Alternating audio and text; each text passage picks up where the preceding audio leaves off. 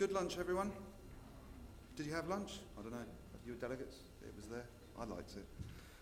So, I'm Don Robinson. I'm an independent consultant specialised in streaming. Quite a long history in the space. Put my first webcast together in '96 here in the Ministry of Sound in London. Got very frustrated with the costs of streaming using US companies and so on. So 2001 I started up a CDN with some great crazy aspiration to proliferate multicast across the internet. Set up a multicast peering point, which I think is still running as part of Links in London here. Then struggled my way into the point where we actually won a Streaming Media Award 3 years ago as the sort of seeing off Limelight and Akamai, which I was very proud of. But the people I'd left running I'd moved abroad and was consulting a lot, and the people I'd left running the company couldn't count. And so I had to come back and close the company at the beginning of last year and go back to consulting. The streaming media guys asked me to come and get much more involved with the brand and write more. One of the first things they asked me to do at the beginning of last year was to organise the Content Delivery Summit. Interestingly now, there are 3 events in London. There's the CDN World Forum, which I also chair. There's the Content Delivery Summit, which I have the pleasure of chairing and programming. And next week, there's the Content Delivery World Forum, which is focused on telcos very much. And I don't chair, so I don't know why, but I'm sure they will ask me to. So one of the challenges with doing the Content Delivery Summit is trying to differentiate it a little bit. Obviously, people love going and sitting and watching telcos and CDNs showing PowerPoints all about edge caching and proxying data and lowering the cost of distribution, increasing scalability. We needed to differentiate with the Content Delivery Summit and try to make something a little bit more engaging for the people in the industry. One of the things that I've noticed with Streaming Media Europe, in contrast with Streaming Media West and Streaming Media East, is there's a lot of internal discussion. We kind of socialise stuff in a different way. It's not just, we are the best, we're better than the competitors. There's actually quite a lot of partnering. So I was just talking to Eric here from Cubic. There's a lot of, I'm going to straw poll you in a minute to find out who's who, but there's a great spirit between even the competing companies here to get to know each other, to socialise ideas, to share. I think that's why Europe probably has so many standards bodies. I was in a presentation this morning. It did strike me that one of the greatest thing about standards is that there are so many of them. So anyway, so yeah, can I just do a quick straw poll? Who here is actually part of a CDN of some sort, whether it's an operator CDN or an overlay CDN or a Death Star? I call them Death Star, sort of a small cluster of servers. So is anyone? We've got one. Eric, any other CDNs? Which CDN are you from? Sorry, I'm using a CDN. You're using a CDN. Okay, so there's CDNs. We've got a hand up in the corner there. Yeah, which CDN? Akamai. Okay, cool. Any others? Okay. Good to have Akamai in the audience because you're really the granddaddy of the space, and that's cool. But so what else have we got? We've got content providers here. Content providers, yeah, people portalising. That's great. One of the things that surprised me about yesterday's Content Delivery Summit is we actually had content providers in the audience, and quite often at events like that, when you ask who's a content provider, everyone goes, because they don't want to be sold out. And yesterday we had several content providers, and they gave us a lot of background. I always have the opening 2 speakers as content providers. I think a Content Delivery Summit is not engaging if we don't listen to what the clients want. And one of the things I've seen time and time again on stands at Streaming Media and other trade shows is people come up to you and tell you all about what they do, and they don't ask you about what you do. And that's something that I'd like to see more of in most trade shows. But particularly in this sector, we're very good at telling you all about our products, but we don't really care about what you do. So I'm glad that there's content providers here today. You guys are faced with a lot of challenges, and so we contextualised the day yesterday by bringing in the BBC and by bringing in ProSieben. So I'm going to use the slides which structured the day yesterday to structure this presentation, and I'm going to try and heave through some of the notes I took on the fly as we go here. So Richard Cooper, who opened the day, has the job of meeting the demand of delivering all the content that's requested through the iPlayer, which is, I think it's the third biggest. Actually, an interesting comment I'll come to later, but it's the third non-adult in terms of traffic, it's the third largest non-adult video service. So he's obviously building up to a fairly significant event next summer. But I asked him to talk about his challenge, and these are some of the stats and bits of info I took down as notes, because stats are always useful. I'm sure they are. So 85% of their traffic, of their video traffic, is VOD. 15% is live, but that's absolutely flip-sided for their radio content. So their radio content, 85% is live, 15% is VOD. They're delivering 4.2 million requests a day to about 7 million users a week. They're doing 1,500 broadcasts a year, live events a year, and they're delivering those to 70 million, to a total audience of 70 million. Peak viewing time on the iPlayer, 11 p.m., about an hour later than TV, largely attributed to people watching in bed. So that was kind of interesting. And one of the other big changes in the last 2 years is their migration to adaptive bitrate has nearly doubled their traffic. So ABR is definitely coming through as a force to be reckoned with. For those that don't know, ABR, other server-based names, Smooth Streaming, HLS, Dynamic, they're the multi-bitrate streams where you're not just delivering a 500k stream, you're delivering several bit rates all as one stream, and the players will jump around if the network conditions change. So he's really seen that facility being offered by CDNs, that's really made a difference. The fastest growing space, and this is quite telling, because I think a lot of people still having, even this morning in the connected TV sessions, they're having a discussion about whether it's going to happen. The fastest growing space is connected TV. It's still microscopic in terms of volume, but it's growing really fast, and I'm a real believer in that. I was having some debates with the other editors and writers of streaming media over dinner the other night. I really think this is going to come of age in the next couple of years now. I think Apple TV, Google TV, I think these products, they're not waiting for standards, they're getting out there and doing it. We're not, to quote George Fraser, who's the VP of Limelight over here in EMEA, he doesn't believe in convergence, and I'm still hearing people in the IPTV space and in the set-top box manufacturing space talking about convergence. We're living in a divergent world. We're dealing with more formats, more ways of delivering content all the time. I think it's going to carry on going that way, and I think connected TV is going to be at the heart of that. So, key challenges that the BBC are facing: rights, they're always complicated. Analytics. So, last year's Content Delivery Summit, one of the interesting things on the application trends panel, where we have all the major server vendors, Wowzer, Adobe, Microsoft, CodeShop and Flumotion, they were talking about how with all these fragmented ABR type distribution formats for video, they're getting an influx of logging data which is larger than the amount of video they're delivering out. And that's changed in the last year, because most of the servers at that session and at that summit last year and since have made their logging much more session-based, so that you can actually view the session. But the iPlayer does its own thing. The iPlayer posts back information every couple of seconds, which gives the BBC an enormous insight into the shape of the networks in the UK. So pipes have given them more than enough headroom. They reckon that they could quite sustainably deliver most of the people in the UK a 3.2 megabit stream. I remember watching 56k video for a few years, and 3.2 megabit is pretty high definition. It puts everything on the IP backbones absolutely on par with everything the broadcast mux is. So again, I think that's another driver for connected TV to come of age. And I think the distribution networks have really got hold of this.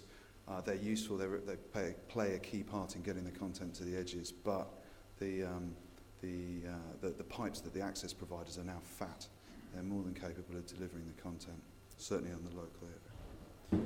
So the BBC aren't seeing many quality of experience issues. That QoE acronym started to appear this year in more press and so on. So somebody said it's physics envy.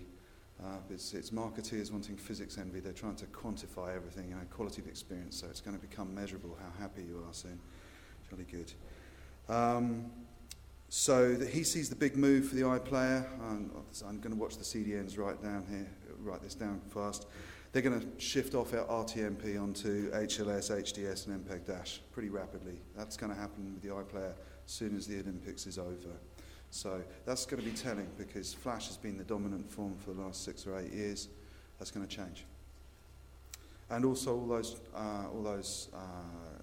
those formats are cacheable, so they can take a great deal of benefit from standard HTTP caching in the CDN architectures, which is kind of commoditizing things on the infrastructure level. Come back to that in a little bit in the infrastructure trends. So, by the way, if you've got questions or anything, or you want to ask me something, I'm quite an informal person, so I'd rather you just stuck your hand up and shouted at me, preferably not heckling. So the next speaker we had up was Michael, who's the head of technology at ProSieben. Somebody came up to me at lunch today and said, Michael, actually, I don't think people appreciated quite how much of an impact their products had on their local market. So he didn't get asked a huge amount of questions, but actually he highlighted a number of the key challenges that he'd faced rolling out one of the largest media online media platforms in Germany. So when they started their delivery, they didn't view the contract with their CDN as very important. And it wasn't after 2 years of doing online delivery, it wasn't until they went to try to migrate to catch-up services, I think it was 2008, they discovered they were paying 4 times the odds on their CDN rates. So they reviewed that, they changed their contract. It allowed them to deliver more video and promote their video harder. And in fact, in 2 years, they've had a 250% growth in traffic, but at the same time, they've had a 97% reduction in cost. Okay, so this has been a challenge for CDNs. It's something I'm going to come back to in a bit. They've also seen something. This was really interesting. They've seen a 5,000% growth in their archiving. Okay, so the amount of data that they're actually hosting within their CDN has grown 5,000% in that 2-year period. And something that really surprised me is that CDN seem to be charging for storage again. And when I closed my CDN, we had no dream of charging for storage. It was utterly loss-led. I remember when I first got into the game, it was price per gigabyte, price per gigabit, and you charged accordingly. Now it's price per, and then that went away. It was just your distribution costs. Now it's coming back, or it seems to have come back certainly for ProSieben. And managing storage is actually becoming a larger part of the problem again, because I think there's so much more content and it's available in so many formats. Tim will correct me if I'm wrong, but I think there's 60 or 70 different formats you need to host to get to most Android devices. That's divergent. That's a problem people are facing. He's also seen his live content grow from 10 hours a year to 1,000 hours a year. So the key challenges that both of them agreed in the Q&A session that they were facing: setting up for each CDN. They all want multi-CDN strategies. They want to abstract themselves from particular models. There's rare occasions where people want to use just one vendor, if not for any other reason than redundancy. Archiving is becoming a storage trap, so 25% of the ProSieben budget on streaming is going on archiving and archive management at the moment. My own personal hunch this year, and I'm hoping I'm going to focus in on this and write some articles this year, I think that post the OVP world, we're going to start seeing curation, filtering out the crap, giving you good quality content, editorial filters on.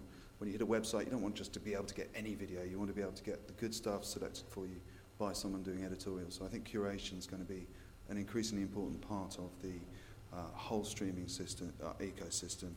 But with that, you still need to get your storage strategy right. And certainly until that filtration comes in, you're storing a lot of video content. So the BBC, conversely, they hold their own origin data. They manage their SAN themselves. ProSieben, and I was talking to Reuters as well, they use SAN cloud storage infrastructures. So there's a number of approaches to that problem. One of the interesting discussions was what's the ideal mezzanine file. You can kind of in network transmux, transcode, transrate files as you want these days increasingly. The question is what's the best parent file to keep in the network. There was a good answer from Arjun from Code Shop. He spoke about the common file format and that the principle behind the common file format being that master archive, a mezzanine file. The other big challenge is live. That was, as I mentioned, my pet hobby horse for years, multicast. Multicast needs to happen now. I've been calling everyone to action for this for years. Phil's gone to sleep because I've been talking to him for years about it. Multicast needs to get supported. You need to put pressure on ISPs to turn multicast on. There needs to be a coherent strategy. Big operator CDNs like Level 3 are well positioned to drive multicast through to the home. Who knows when it'll actually happen, but it is the only way we're going to get beyond the sort of maybe the 2-3 million simultaneous streaming levels that we see with the big heavy lifting CDNs. It's stupid that it's not turned on. It's just daft. If you're a content provider, demand it. Sorry, if you're a content provider, why do you care if CDN supports multicast? Would you not just do it direct? Cost. Try to get concurrency. Go and ask the Akamai chap after this how much it's going to cost to deliver 100,000 streams simultaneously for 2 hours. That's not the question. Why do you want your CDN to implement it? Why don't I deliver my multicast stream direct peer-to-peer into the... I'm not talking about peer-to-peer technology. No, I mean... The network layer multicast. Yes, but at an ISP to ISP level, Oh yeah. I'm a content provider. I can shove a multicast stream Into the ISP. directly into the ISP. Sure. So you're right. In that case, talk to the ISPs. Definitely talk to all the access networks. But CDNs are actually well positioned to do that on your behalf. They've got relationships with those access networks. Limelight, for example, has 900 access networks directly connected. They're well positioned to go and do that, have that conversation for you.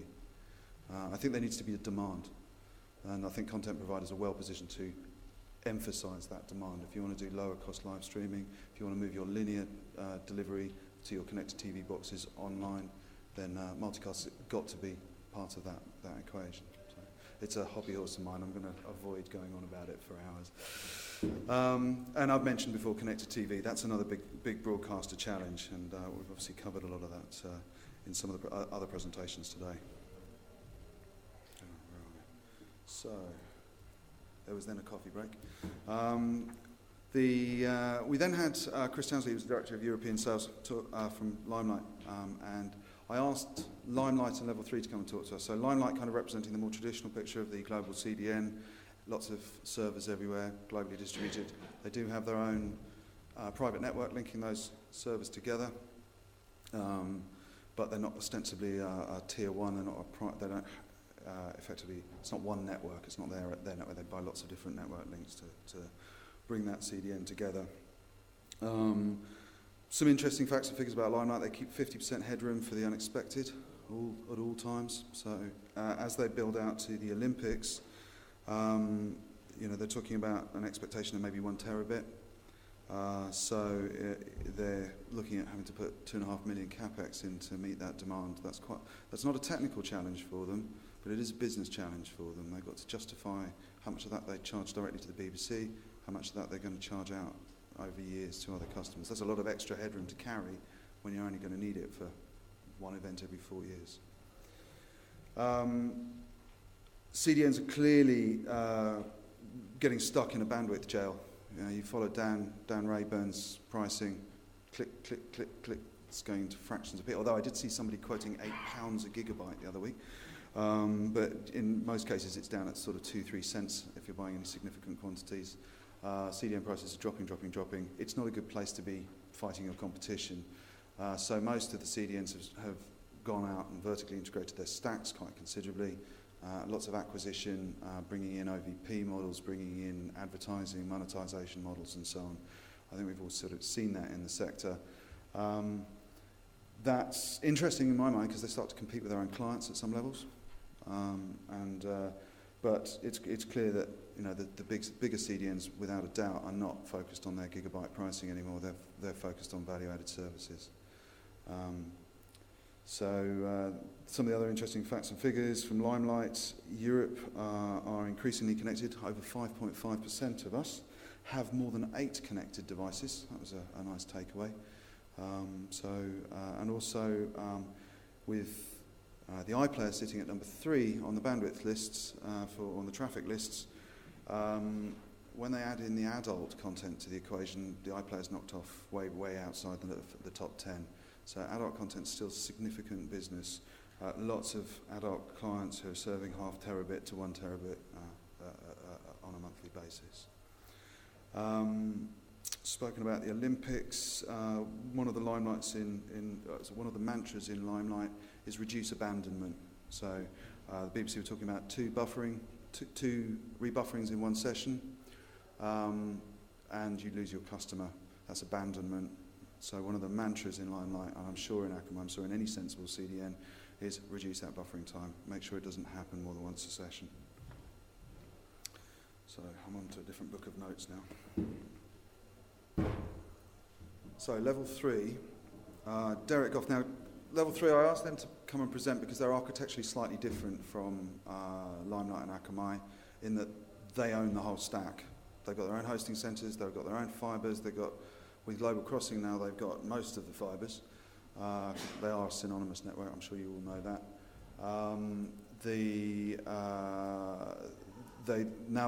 One of the questions Derek asked up at the beginning of the session was, do people see them as a CDN with a lot of IP, or as a tier 1 IP provider, which also has a CDN? And everybody in the room viewed it very much in the second role. Derek's focus is to try to change that balance, to try to make CDN a core part of their offering. So I think the operators, they're big scale. They're the same as BT, but they're doing it on a global scale. They do have that full stack integration.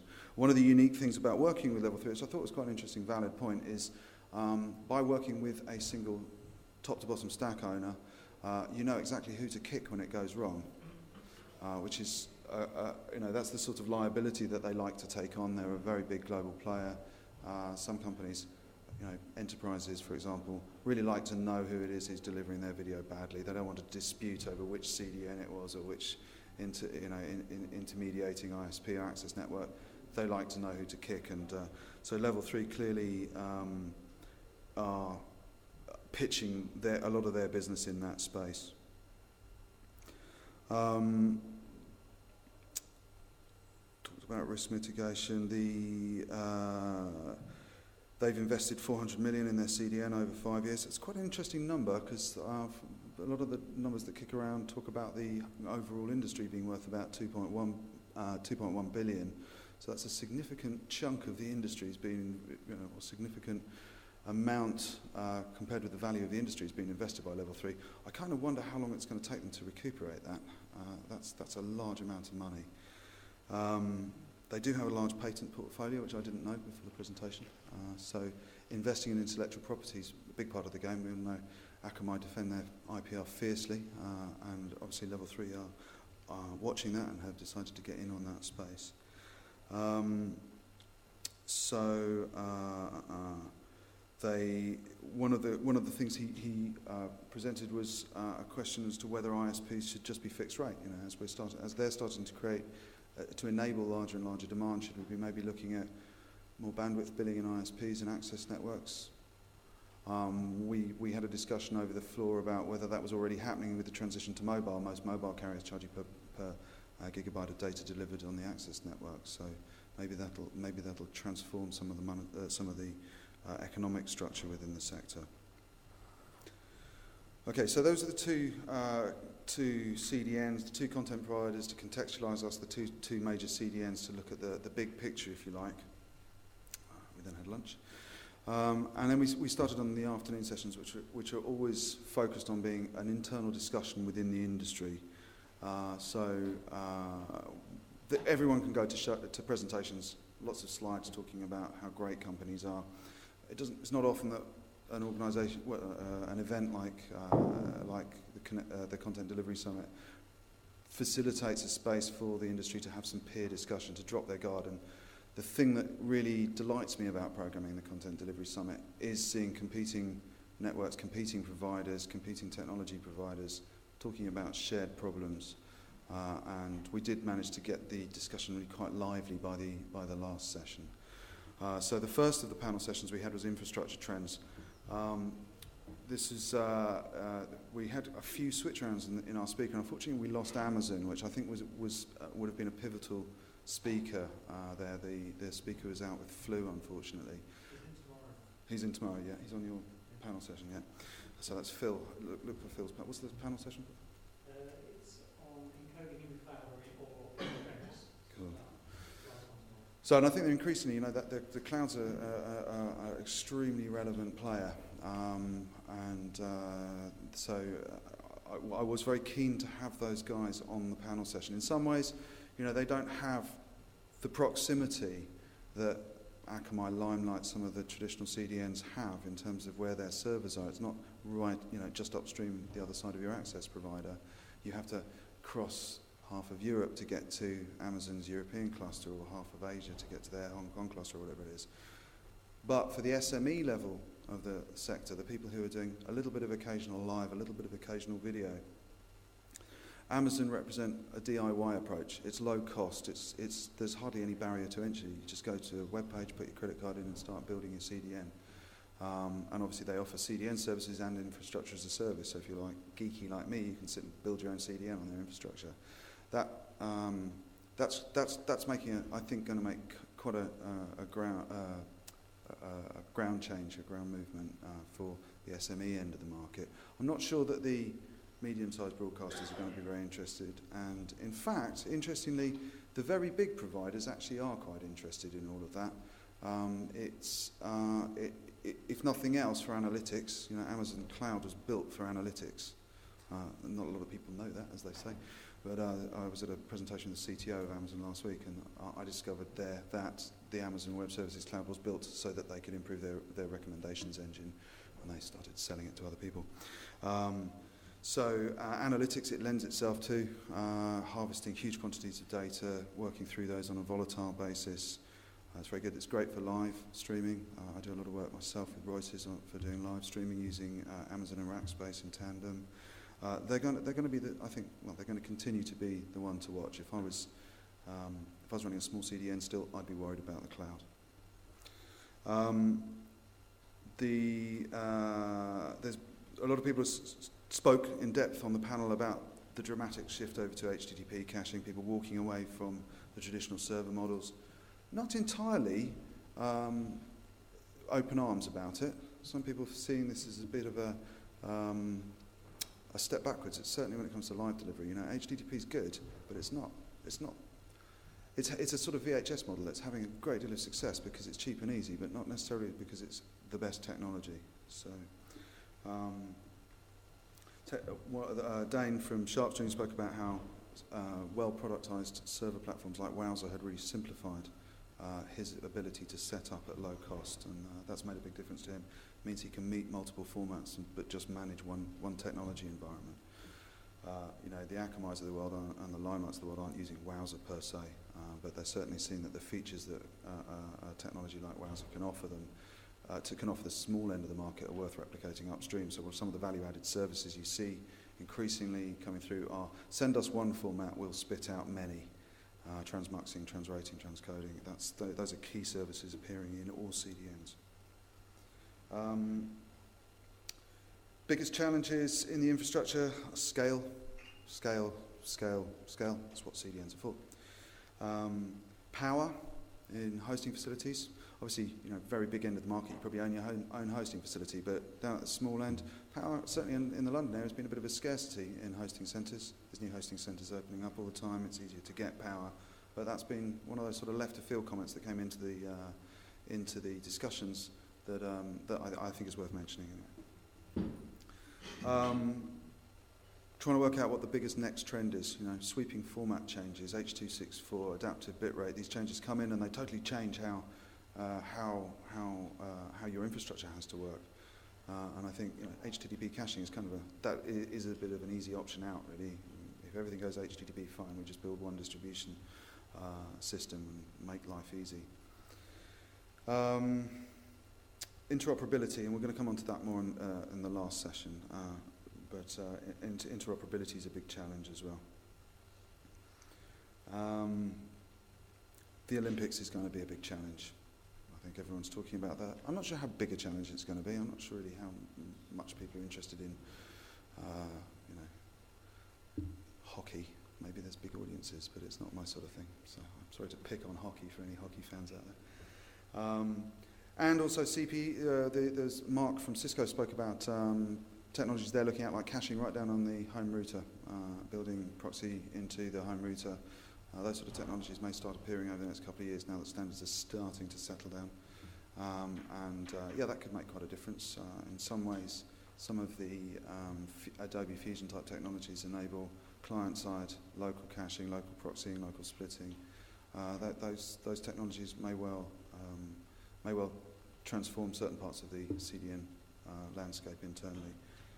Certainly for Soho environments, there was a statistic I had that 20, I think it was 28% of one of the national broadcasters' streams were the same stream delivered multiple times to the same IP address. When we drilled into it, it was just loads and loads of people listening to the local the regional national radio stream. So, architecturally, that's BBC One and BBC or whatever it was. If as much as core trivial streaming is being listened to by people in the same location, behind the same router, that's again another case for multicast, but it's also caching and proxying in those routers. Active households are active households.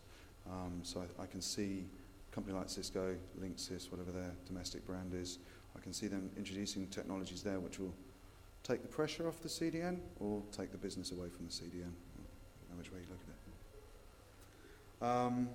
We then moved on to the application trends session. I was sad not to have Microsoft this year. They're kind of, I don't know where Microsoft are at the moment with their whole media strategy. They really went for it with Silverlight, with Smooth, and they've done some really good things. It was really difficult to get them to come and sit on the panel this year. They took part last year, they liked it. It's a really unique panel session. Those are some fairly fiercely competing organisations, and they all come to the panel session at the Content Delivery Summit very much open to talking with each other, listening to the audience about where they can collaborate together to collectively address issues. Logging last year, there's no commercial advantage to any of them having divergent logging strategies, and I think that made a difference. This year, we looked at Adobe moving to deliver HLS and HTTP streaming, and Steve Ellison spoke at length about their strategy to do that, and really emphasised that they are here to embrace HTML5.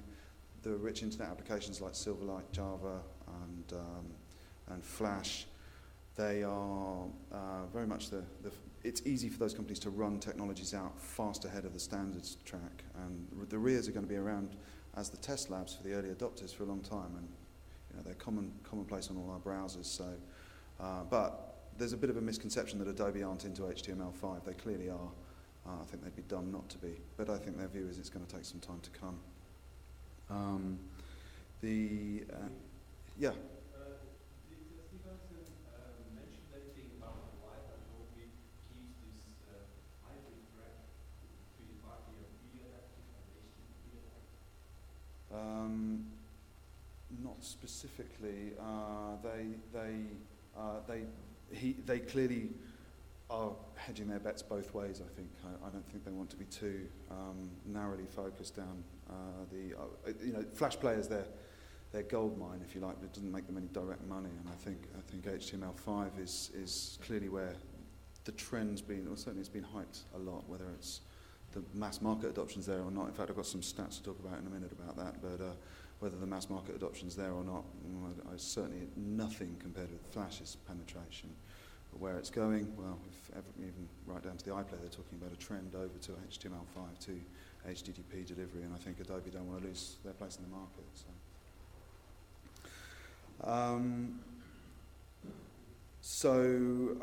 WOWs are not currently providing a caching origin, which Flash are, and Charlie was fairly clear that that's pretty much tight on their next step on the roadmap,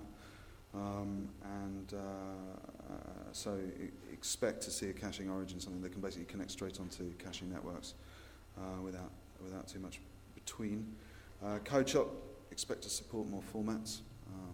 CodeShop are really interesting. Check them out if you haven't played with CodeShop. It's good stuff. There was a great conversation about this issue of hitting Android devices, re-wrapping Flash applications. So Flash works on Android, cool, but it works really badly if you design it for one device and you try and use it on a different device. All the formatting's out, all the shapes are out. There was a question directly to Adobe and to the server guys about whether they'd be able to support Flash applications and be able to, on the fly, manage the different formats and better manage the different shapes of display and different interfaces that they're hitting on connected TV and so on. I think that's quite interesting. Most of the servers had only been thinking about video delivery. So getting a big square of video on a small device, fine, but when you start trying to fit UI around that and so on, it doesn't translate well from device to device. So there was a question directly put from the audience to all of the server guys to work on that space. So I thought that was quite interesting. That was a curveball I hadn't thought of. Obviously, these guys underpin the CDN, certainly in the video space. So their technology is directly relevant to the CDNs. And so if they start enabling better, I'm trying to think of a name on the fly, transformatting, transhaping, I don't know, let's make one up. And if they start enabling that type of functionality, so they're not just rescaling video, I think that could be quite interesting.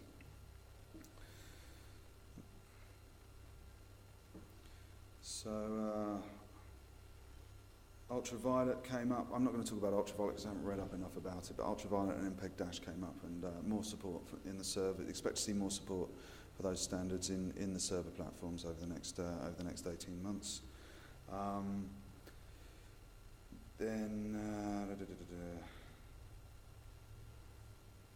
Multi-device we've spoken about at length. So we then had a bit of we then had a tea break to rest up, and we moved on to the two sponsor sessions.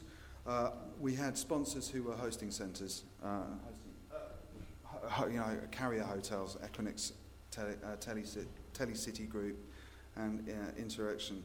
And in planning the day, I insisted that they didn't turn up and talk to us about diverse air conditioning systems and power supplies, because really no one in the content provider market and the ISP, the CDN space, was particularly interested in that. So they rather imaginatively brought some proper examples. Equinix brought in Chris from Limelight to talk about why Limelight use Equinix and how the function that a provider like Equinix has of hosting access providers is really useful for CDNs. It's a logical partner. So that was interesting. And contrastingly, Interaction brought iStream Planet in. iStream Planet are the guys who helped source all the original Silverlight Olympics coverage, smooth streaming Olympics coverage. I suppose their peer company over here would be Origin Digital, so they're an origination company. They downlink, they encode. They're very much at the start of the digital workflow, and they're big players, although a small company. They decided to build a facility inside the hosting centre so that they could be right next door to the CDNs. And that was quite an interesting, for a hosting provider, that was quite an interesting play to bring somebody from that stage of the digital workflow in. And then we moved on to the final session, which for me was the experiment of the day. It was also the highlight for me of the day. So there's been a lot of talk in the CDN space for a long time about CDN federation. It started off as talk about interoperation. How do you effectively use a CDN as a transit to another CDN before you get to the end user's access network? So you need interoperability for that. With that comes a wider discussion about billing and about quality of service and about liabilities and all sorts of complex issues. In the last few months of Global Mix, I had some conversations with Eric from Kubrick and with Steph from Jetstream.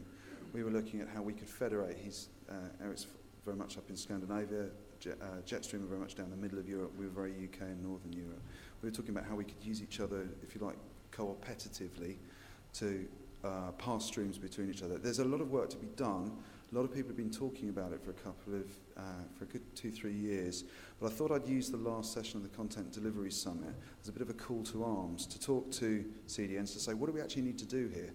Let's stop talking about wouldn't it be nice if and start saying, what are we going to do? The discussion got quite animated. I very much asked the people on the floor to take part, to throw ideas around. There clearly is a demand for a degree of federation. Their Interaction have offered to provide some hosting and support for an experiment, if you like.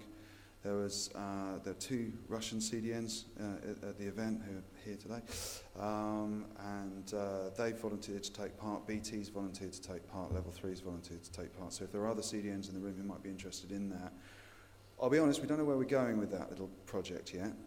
It's definitely, there's a lot of complex issues with trying to understand how to pass each other's traffic to each other without effectively ending up giving your clients away or getting blamed for bad delivery or, I don't know, maybe net neutrality. There's a lot of stuff to get resolved.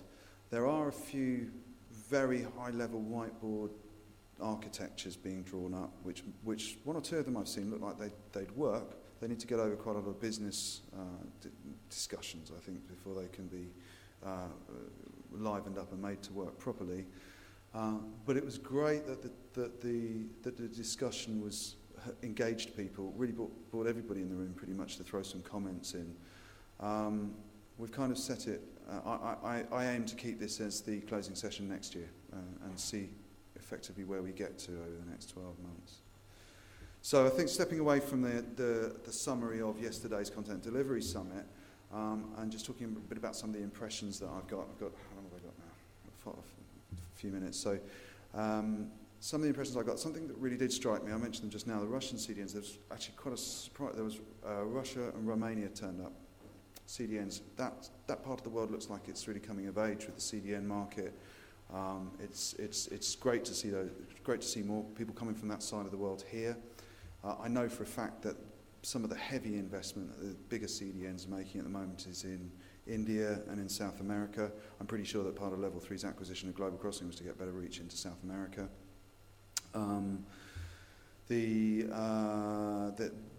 Then stepping back from that, there's clearly the gigabyte pricing game is kind of old news. I don't think people are doing that anymore. People want to add value. They want to see their CDNs providing easier access to customers on more divergent devices to take care of things. In some ways, what the OVPs maybe were doing, the CDNs are a lot bigger, a lot more established, a lot more. They own more of the stack. To go back to the Level 3 strategy. So there's some broad takeaways from yesterday. A bit of a summary, a bit of an opportunity to snooze after lunch for those of you that have drifted off. If there's any questions, then happy to take a few questions. I'm going to wait till I get dragged off stage with a hook or until you guys walk out. So, are there any questions? Okay. I hope you enjoy the rest of the day, and do come up and find me afterwards if you want to know more. Thanks very much.